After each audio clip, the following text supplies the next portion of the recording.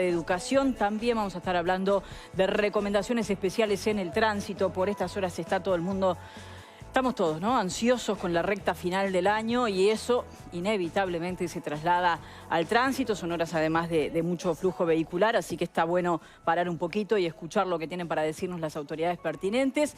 Y vamos a hablar antes de temas judiciales, un tema bueno, que ha generado repercusiones en estas últimas horas, porque este domingo allí frente a la cárcel de Domingo Arena se movilizaron militares retirados y sus familiares ante lo que han sido nuevos procesamientos judiciales. Vamos a ver la crónica de Telemundo al respecto y volvemos para el debate.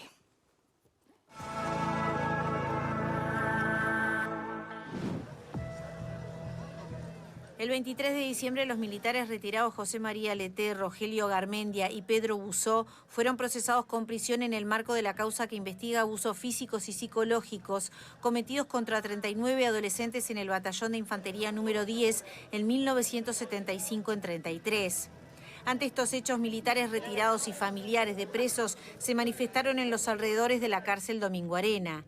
La vocera fue Claudia Leté, hija de uno de los exmilitares procesados. El objetivo es eso, de visibilizar la violación flagrante de los derechos de un anciano. Esto es una manifestación realmente espontánea a raíz del video que circuló de cómo habían trasladado a mi padre al centro de reclusión. Y la idea es eso, que la sociedad visibilice lo que pasa con ellos. No pasa en ningún otro proceso, y la ley no distingue. Y donde la ley no distingue, no puede distinguir el operador. Y fue trasladado acá a Domingo Arena en una ambulancia porque tiene 1000 patologías y además estaba terminando de cursar COVID. Tiene fractura de cadera, que fue operado, y eso a partir de ahí ya no pudo volver a caminar. Él pasa la mayor parte del tiempo en cama. Se moviliza nada más que del dormitorio al living, en silla de ruedas o en andador. Y después tiene marcapaso, es sordo, tiene incontinencia urinaria y un montón de patologías que están debidamente acreditadas en el expediente. Leté fue procesado como coautor de múltiples delitos de privación de libertad, atentado violento al pudor, abuso de autoridad contra personas detenidas y lesiones graves.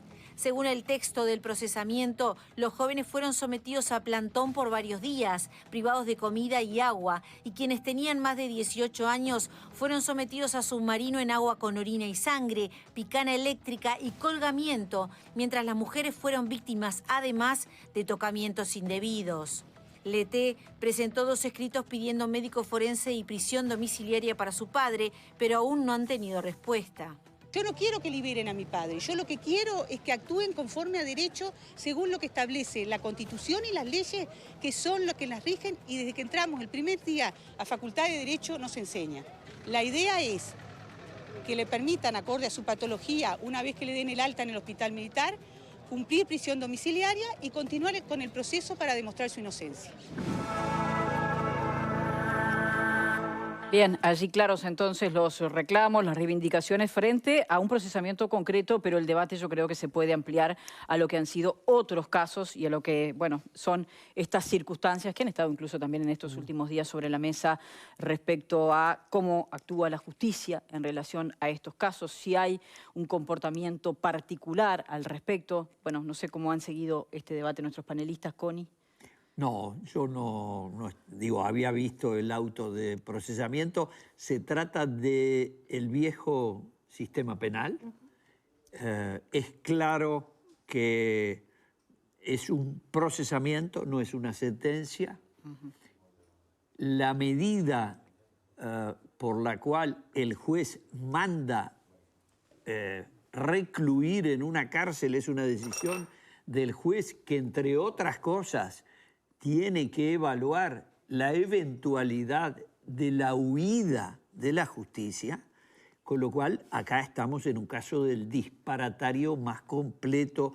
No me voy a meter, aunque podría, por algunos principios del derecho, los delitos que aparecen tipificados son todos delitos, todos prescritos, no son delitos de lesa humanidad, todos prescritos. Estamos ante un caso flagrante de abuso de justicia. Y allí está la abogada, Marta, A ver, que estaba atentamente escuchando a Connie. A ver, se prevé para los casos que las personas tengan situaciones de salud compleja la prisión domiciliaria. Yo creo que acá, por lo que surgía ahí del relato, el señor en silla de ruedas, con la fractura, con la sordera y la incontinencia urinaria, amerita para una prisión domiciliaria. Yo no lo veo al señor en esas 87 años. Por eso, no lo veo a ese señor sustrayéndose al proceso. Realmente sería una Recordanos, cosa muy Marta, llamativa. cómo funciona Esto la es prisión así. domiciliaria en estos casos. Vamos por partes. Estos juicios se siguen por el Código Viejo. O sea que el que investiga acá es el juez.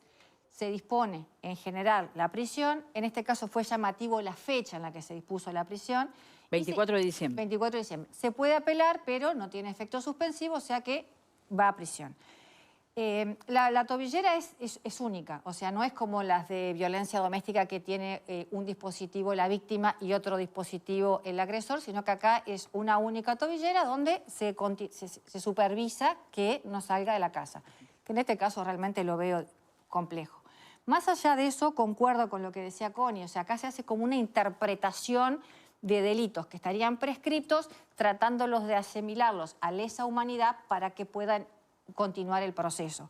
Yo quiero volver a insistir con algo que dije el otro día. Sí. El Estatuto de Roma lo que prevé es delitos de terrorismo, no terrorismo de Estado. Entonces, abarcaría a todos y abarca hacia adelante, no es retroactivo. La ley penal nunca puede ser retroactivo. Siempre hay una máxima que es indubio pro reo. Es frente a la duda, más vale un culpable libre que un inocente preso.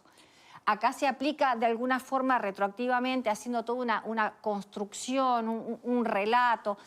Si tú me preguntas a mí, yo creo que las personas que tienen más de 70 años y que están en condiciones de salud compleja tendrían que estar no digo que se sustraigan a la justicia, sino que tendrían que estar con prisión domiciliaria, con tobillera, con supervisión no sé. Hoy no hay recordanos la legislación, hoy no hay un límite de edad, lo que hay son circunstancias que tienen que ver con la salud. Son circunstancias que se aprecian caso a caso y que quedan a informe de médicos forenses si están en condiciones o no de estar presos.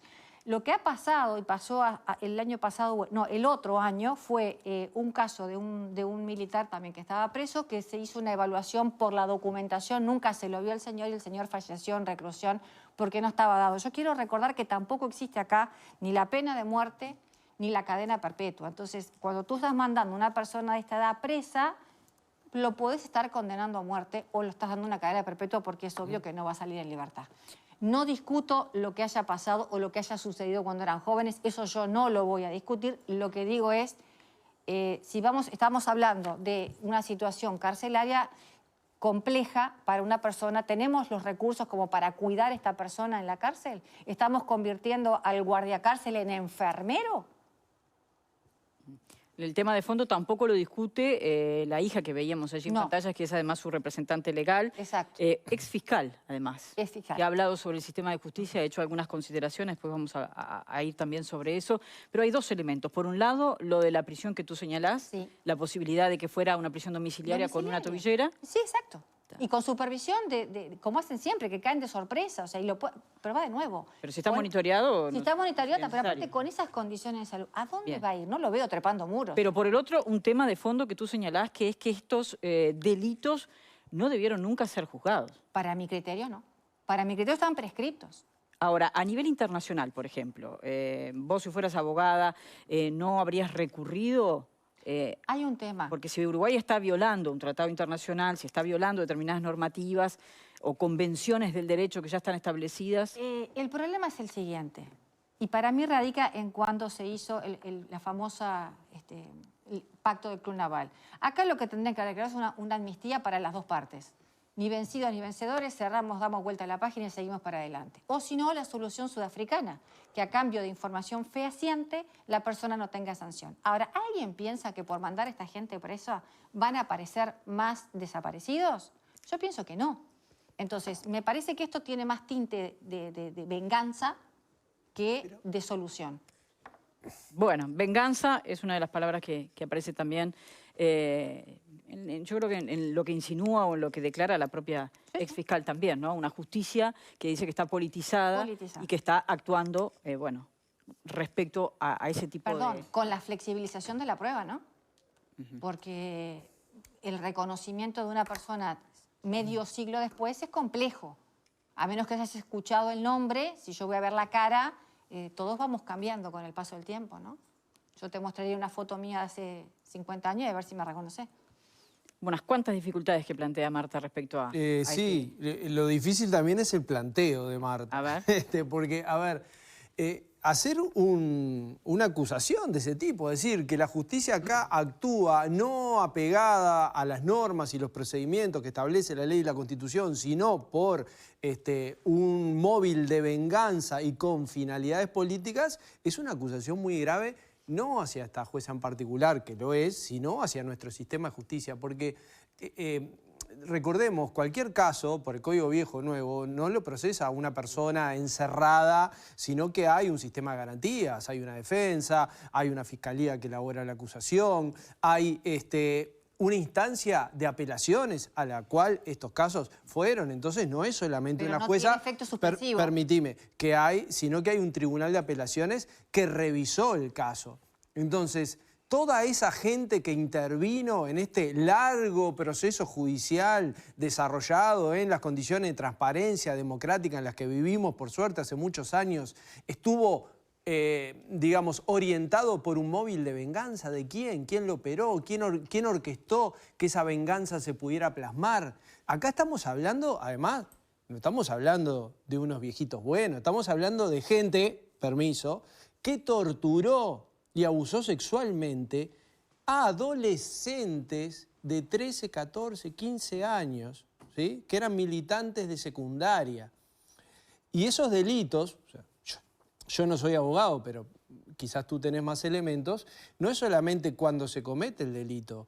Pensemos que a un adolescente a quien se lo somete a torturas en el transcurso de su adolescencia, seguramente tenga gravísimos problemas de desarrollo emocional, social, laboral, productivo en el transcurso de su vida. Y eso hace evaluar los plazos, no solamente de la acción que se configura el delito, sino del daño continuado que produce sobre las víctimas que lo sufrieron. Que, ojo, no estamos hablando acá de, esto no era una célula guerrillera, que tampoco lo justificaría, pero eran militantes de una organización política adolescentes, ¿sí? Y después con respecto a lo de Claudia Leté, ella hace un discurso, digamos, muy políticamente orientado, donde dice, no, yo acá pido que se aplique el Estado de Derecho, que no se haga ninguna diferencia.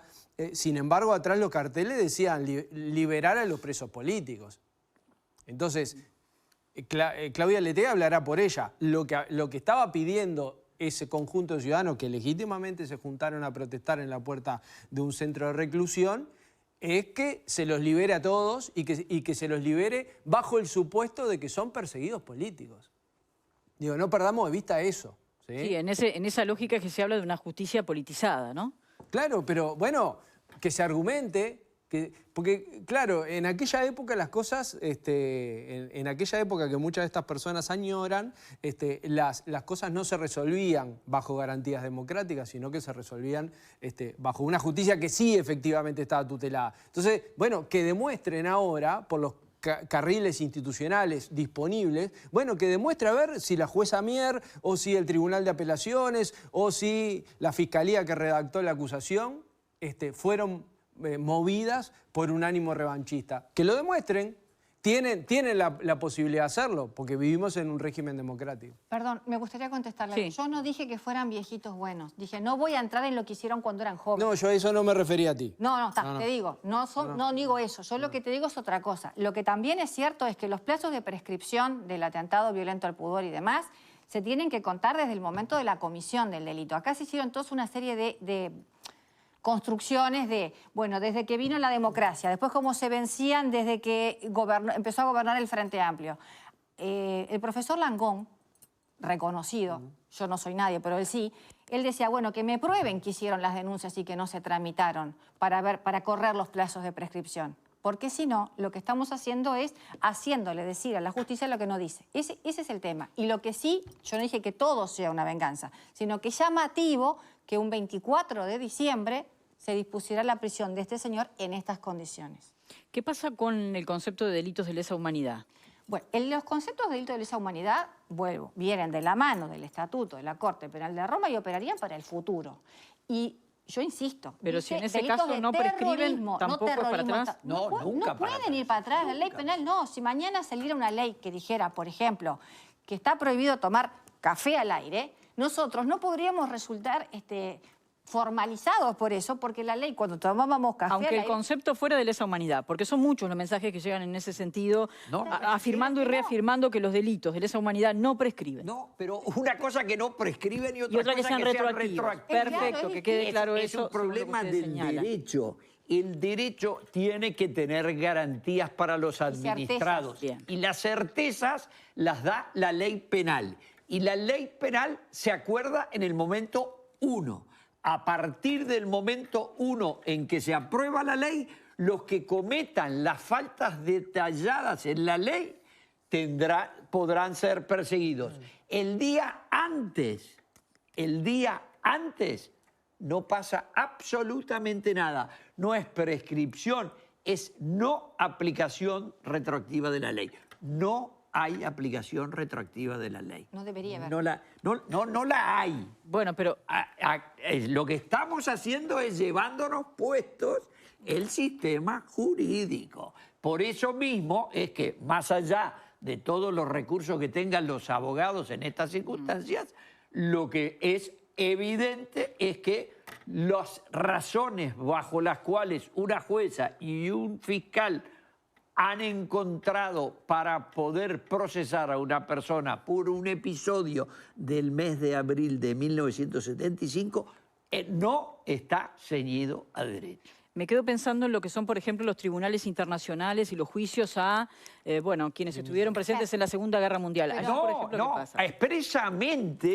Expresamente todos los juicios de Nuremberg se hicieron partiendo de la base de que las normas que impedían los brutales sometimientos que sufrió, por ejemplo, el pueblo judío, estaban vigentes y la legislación alemana no lo permitía. Lo que pasa es que la suma del poder del régimen del Tercer Reich estuvo en condiciones de no respetar la ley y además el funcionamiento de la justicia en Alemania en ese periodo no era por la creación de nuevos delitos. Perfecto, de queda claro ninguna manera. la postura. Sí, Mauro.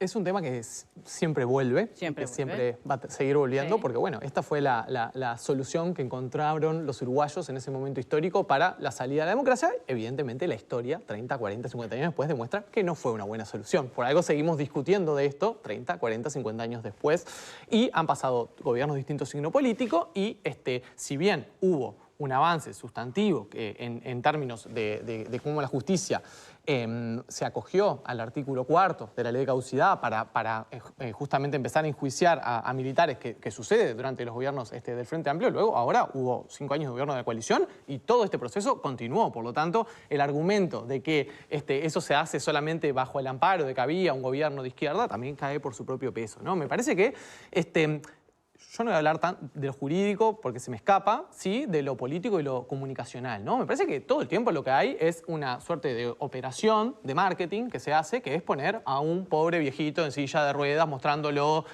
con todos sus achaques, saliendo de un juzgado, no sé qué, no sé qué. Bueno, eso es parte de la estrategia de la defensa, es legítimo. Muchas veces la justicia ha dicho que las defensas de estas personas recurren a todo tipo de artimañas o de formas de obstaculizar la justicia, lo dice la propia jueza en este caso, pero me parece que lo interesante es ir a lo sustantivo del asunto, ¿no? Y a la recuperación de la memoria de qué pasó, por qué se están enjuiciando a estas personas. A mí sí me importa eso, a mí me importa lo que hizo este señor en su juventud, porque es de eso de lo que estamos hablando. No estamos hablando de si ahora está viejo, está enfermo, y la cuestión es lo que bien relataba Diego, ¿no? Y que por suerte hoy en día hay tanto material, está todo documentado, ¿no? Invito a la gente a googlear ovillos de la memoria, memorias para armar, un montón de libros, de documentación que ha salido de personas, de víctimas que cuentan lo que vivieron en esa época, Y nuevamente hacer énfasis, ¿no? Hay que salir de ese marco de discusión de, no, pero como a los Tupamaros los dejaron salir, entonces a los militares tendrían que... Porque Vos estás en las antípodas del pensamiento de Marta respecto a esa cuestión de... Ese encuadre, para decirlo en criollo, ese encuadre que se le da al tema, el propio encuadre está equivocado. Porque lo que hubo acá fue una sociedad que, por supuesto, formaban parte militares, formaban parte guerrilleros, pero había un montón de gente en el medio. Había un montón de gente, había sindicalistas, había estudiantes,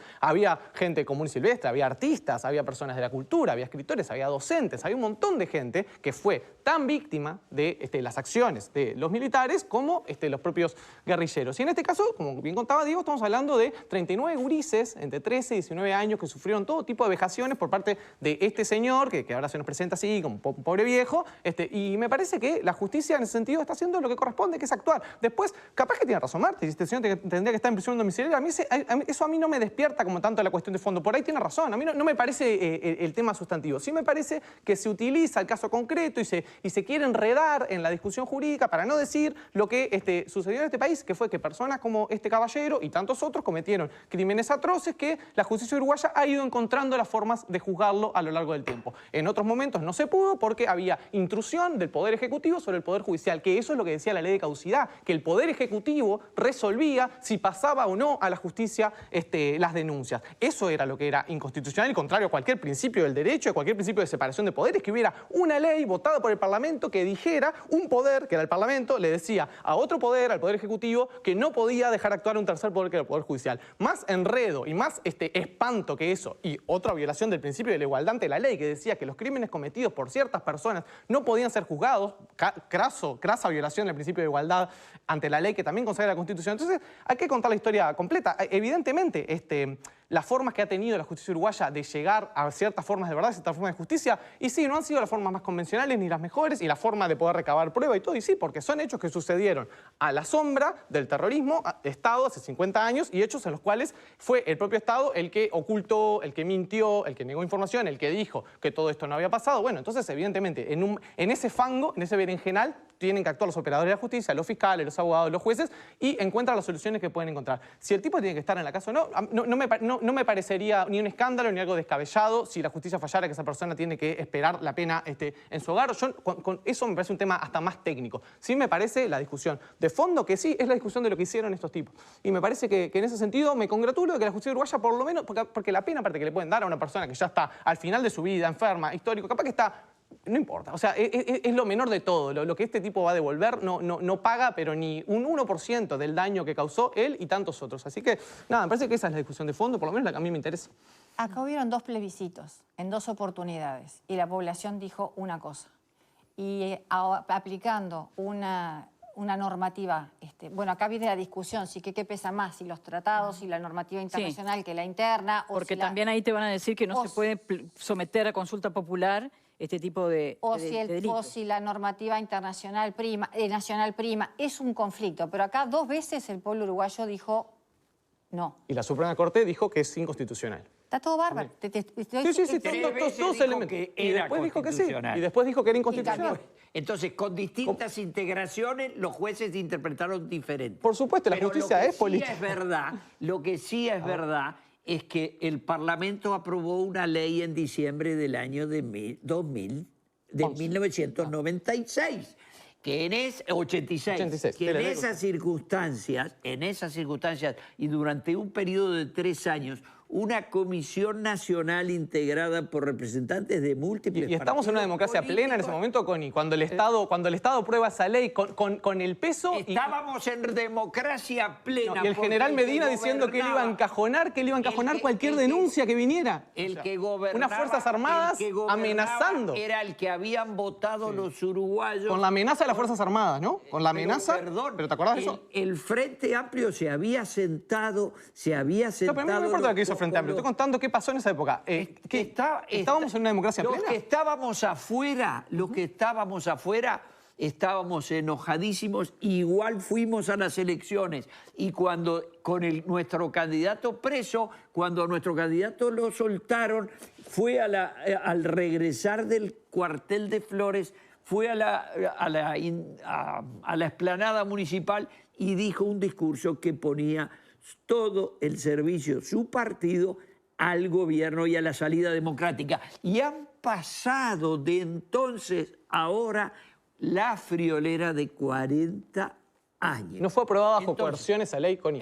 Esa ley de caducidad no se aprobó bajo la coerción de un general del ejército que decía que iba a encajonar cualquier denuncia y que lo vinieran a buscar. Fue aprobada con mayoría amplia del Parlamento, pero además con todas las garantías que luego permitieron juntar y verificar los firmantes para someterlo a plebiscito. Con la amenaza de las Fuerzas Armadas. Esta ley a referéndum, no a plebiscito. Esta ley fue ratificada por una abrumadora mayoría de los uruguayos. Pero como si esto fuera poco, pasaron 20 y pico de años y en el año 2009 el propio Frente Amplio, que había generado las circunstancias sobre que estaba lo que dice la ley de caducidad, de la lógica de los hechos, surge que había habido el olvido, que era la tradición uruguaya de 150 años de luchas fratricidas, metieron una reforma constitucional que fue sometida... Eso no lo hizo el Frente Amplio, lo hicieron organizaciones sociales, el movimiento sindical y un montón de otras como si no tuvieran que ver las organizaciones.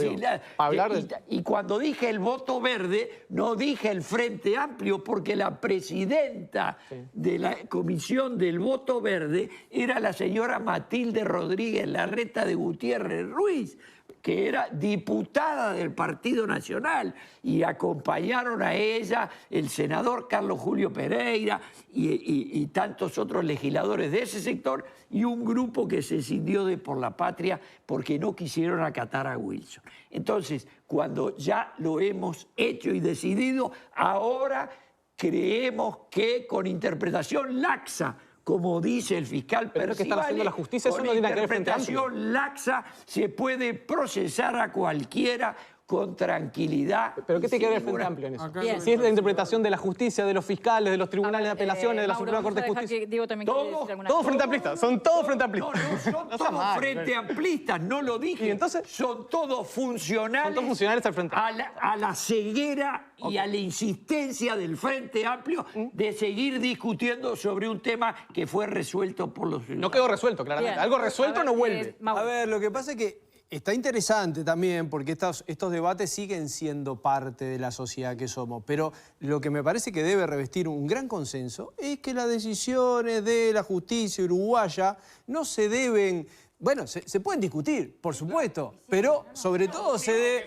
Bueno, sí, pero sobre todo se deben aceptar y no entrar en una lógica de horadar la legitimidad del Poder Judicial, porque cuando no me gusta lo que decía el Poder Judicial, hablo de venganza, de revanchismo, de que el Estado de Derecho no sé cuánto. Sí, sobre todo estos ciudadanos que están en esa lógica, que han tenido a Cabildo Abierto como gran caja de resonancia, y fíjense cómo le fue a Cabildo Abierto, que es quien sostiene esta agenda, porque en el Parlamento han hecho gala de esto, ¿no? Han hablado una y otra vez de estas personas que están presas, han pedido una y otra vez que se les permita cumplir la pena en su casa. Además, bueno, ahí está. El partido que le lleva a la agenda a esta gente, ahí está cómo le ha ido. Lo que sí me parece clarísimo es que acá no es ni el Frente Amplio, ni el Movimiento Social, no, es el Poder Judicial tomando una decisión. Punto. Y esa decisión por algo se toma. ¿Cuántas veces el Poder Judicial en estos años ha volteado leyes de los gobiernos del Frente Amplio? ¿Cuántas veces el Frente Amplio ha estado enfrentado a la misma Suprema Corte de Justicia o a otros tribunales, como tiene que ser una democracia? O sea, si en Uruguay vamos a decir que la justicia está flechada, bueno, hagamos un estudio más en profundidad y digamos cuántas veces la justicia le ha llevado la contra a gobiernos. Ustedes saben igual que no es una afirmación aislada la de la ex fiscal que ahora está defendiendo a su padre, ¿no? En varios las defensas ámbitos usan lo que tienen a mano, ¿no? Las defensas usan lo que tienen a mano y argumentan. La cuestión de la imagen que hoy tiene la justicia... La senadora Bianchi también había hecho una afirmación en esa línea. No, yo simplemente a lo que voy es algo, fácil. Tenemos 16.000 presos, tenemos cárceles complicadas, tenemos pocos funcionarios, y yo lo que me pregunto ¿es lógico pretender que los guardiacárceles sean enfermeros y cambien pañales, empujen sillas de rueda? den medicación. En este contexto, sobre los temas de fondo, yo creo que está claro que aquí en el panel no nos vamos a poner de acuerdo. Pero sobre prisión domiciliaria para personas mayores de 75 años, ¿nos ponemos de acuerdo? ¿Existe posibilidad? Quizás sí. A mí no me resulta la discusión sustantiva. Me parece que es una discusión en la ¿No cual... es también esa una discusión de derechos humanos? Es que sí, lo que pasa es que... A mí lo que me resulta curioso es que gente que no le da bola a los derechos humanos de nadie, y no les importan los derechos humanos de nadie, ni de los presos, ni de nadie que pisa este territorio, ni este planeta, bueno, pero con estos señores se les enciende el corazón y les agarra un espíritu navideño y una sensibilidad que, che, ¿cómo lo van a meter preso en Navidad, pobre hombre? A mí me encanta ese enfoque, y bueno, vamos por ahí, entonces hagamos cárceles más humanas, humanicemos todas las cárceles, humanicemos, Claro, y bueno, quizá en esa conversación me encuentren alineado, quizás sí. No, porque además si vos decís, bueno, hay delitos sexuales involucrados, ¿no? En esta gente, pero pensemos en los mayores 75 en general. Sí. Bueno, ¿estaríamos de acuerdo en permitir la prisión domiciliaria de un mayor de 75 años que cometió delitos sexuales? La LUC lo retiró, y eventualmente, ¿no? La LUC como fue en pasa contra. porque lo vemos en las noticias, que muchas veces esos delitos sexuales son cometidos en el ámbito familiar, ¿estaríamos de acuerdo? Entonces yo creo que ahí lo que hay que hacer es permitir que la justicia tenga un abanico de herramientas y que sobre el análisis del caso particular, con todos los resortes de garantías y eventuales apelaciones que existen en la justicia, se tome la decisión. Pero el problema es cuando ponemos una cosa al barrer, porque bajo esa sensibilidad especial con los mayores 75 años, lo que se quiere no es hacer más justa la justicia, sino es liberar a este grupo. Ni tampoco es un tema de derechos humanos. Bueno, puede serlo, pero Para hay que hacerlo darlo en una mirada universal. Claro. ¿No? Es la definición. Si La tenemos una amplitud mirada que universal, corresponde. es Clara, una la buena postura de discusión. este lado del panel. Por acá, A ver, prisión domiciliaria para mayores de yo 75. pienso que depende del caso concreto, no al barrer. Es decir, Diego dice, yo ¿Y mandaría... eso no lo tiene hoy la justicia ya? ¿Esa herramienta no Bueno, está ya disponible? A ver, en algunos casos parecería que sí, en otros parecería que no. Diego Pero decía, desde el no punto puedo de vista mandar... legal, hoy esta persona que fue con 87 Bueno, años... Esto a mí me llama la atención, porque en realidad están dadas todas las condiciones para que estuviera en una prisión domiciliaria. No sería necesario apoyar el proyecto de Cabildo para que esta persona fuera... No, las razones para mandar a una persona presa es que se pueda fugar, Sí. que se sustraiga al proceso, que sea un riesgo para la prueba, o que sea un riesgo para terceros. Creo que en este caso puntual ni puede malograr la prueba porque ya es histórica, ni está en condiciones de fugarse, ni creo que sea un riesgo para nadie. Entonces, no la veo. Habría que liberar a mucha gente, entonces, despresionalizar, Pero que, a ver, como decir, el programa del Frente Amplio. Decía Diego, yo mandaría un delito sexual común, corriente, como sucede en muchos casos, a la casa y yo lo mandaría en tanto y en cuanto la víctima no viva en el mismo núcleo o no quede cerca de la víctima. Es cierto, hay niños que son abusados por abuelos o por familiares mayores. Si tiene más de 75 años y las condiciones de salud no son las mejores para estar preso, que esté en su casa. Simplemente que no tenga acceso al que fue la víctima. No me parecería mal. Bueno, debatible, como todo aquí en este programa. Connie, ¿vos? No, yo no tengo posición y la verdad es que digamos, el derecho penal uruguayo no ha hecho excepciones al procesamiento en las épocas en que se procesaba y luego se condenaba a personas mayores de edad provecta. A mí me comprende la generalidad de la ley, no abogaría por una excepción para eso. Las consideraciones que hago tienen estrictamente que ver con el terreno del derecho y la aplicación de la ley. Perfecto, bueno, por hoy cerramos por acá el tema, pero que seguramente... qué tema. Siempre vuelve, ¿no? Siempre vuelve, de una u otra manera, de la mano de la justicia, de la mano de tantas cosas, va a estar seguramente marcando la agenda una vez más.